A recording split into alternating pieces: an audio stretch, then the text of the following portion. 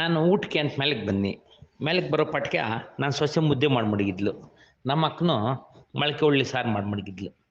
ಸರಿ ಇನ್ನೇನು ಮಾಡೋದು ಅನ್ಕೊಂಡು ಒಂದು ಮುದ್ದೆ ಇಟ್ಕೊಂಡು ಉಣ್ಕೊಂಡು ಇನ್ನೇನು ಕೆಳಕ್ಕೆ ಹೋಗೋಣ ನಾನು ಪಟ್ಕೆ ನಾನು ಹೆಂಡ್ತಿ ಬಂದ್ಬಿಟ್ಟು ಮೇಲ್ಗಡೆ ಬಟ್ಟೆಲಿ ಹಾಕಿದ್ದೀನಿ, ಬಟ್ಟೆಲ್ಲ ಮಡಗ್ಬಿಟ್ಟು ನೀನು ಸ್ನಾನಕ್ಕೆ ಹೋಗು ಅಂದ್ಲು.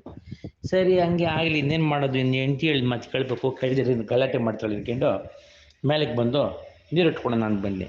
ಅಷ್ಟು ಪಟ್ಕೆ ಮೇಲಿಂದ ಎತ್ಕೊಂಬಂದು ಬಟ್ಟೆಲೆಲ್ಲ ಒಂದು ಚಾಪೆ ಹಾಕ್ಬಿಟ್ಟು ಚಾಪೆ ಮೇಲೆ ಮಡಗಿದ್ಲು. ಸರಿ ಏನು ಮಾಡೋದು ಮುಡ್ಚೆ ನಾನು ತಂಗೆ ಕುಂತ್ಕೊಂಡ, ಗಾಳಿ ಬರ್ದಿದ್ರೆ ಸೆಕೆ ಬೆವರು ಬಿನ್ನಾಗೆಲ್ಲ ಬೆವರು ಸೂರ್ಯಕ್ಕೆ ಸ್ಟಾರ್ಟ್ ಆಯಿತು. ಆಮ್ಯಾಕೆ ಮೇಲ್ಗಡೆ ಟೆರೆಸ್ನಾಗ ಒಂದು ಬಾಗಿಲು ಇತ್ತು ನಮ್ಮದು, ಆ ಬಾಗಿಲು ತೆಗೆದು ಮಡಗ್ಬಿಟ್ಟು ಅಷ್ಟು ಗಾಳಿ ಬರಲಿ ಶಿವ ಅಂದ್ಕೊಂಡಿದ್ದೆ. ಆಮ್ಯಾಕೆ ನೀರು ಕುಡಿಯೋಕ್ಕೆ ನೀರು ಬೇಕಾಯಿತು, ನೀರು ಇಲ್ದಿರ ಆಗೋಗಿತ್ತು. ಆಮ್ಯಾಕೆ ನನ್ನ ಮಗಳನ್ನ ಕರೆದೆ, 2-3 ಕಿತ್ತ ಕರೆದ ಮೇಲೆ ಮೇಲಕ್ಕೆ ಬಂದು ಏನು ನಿಂದು ಅಂದ್ಲು.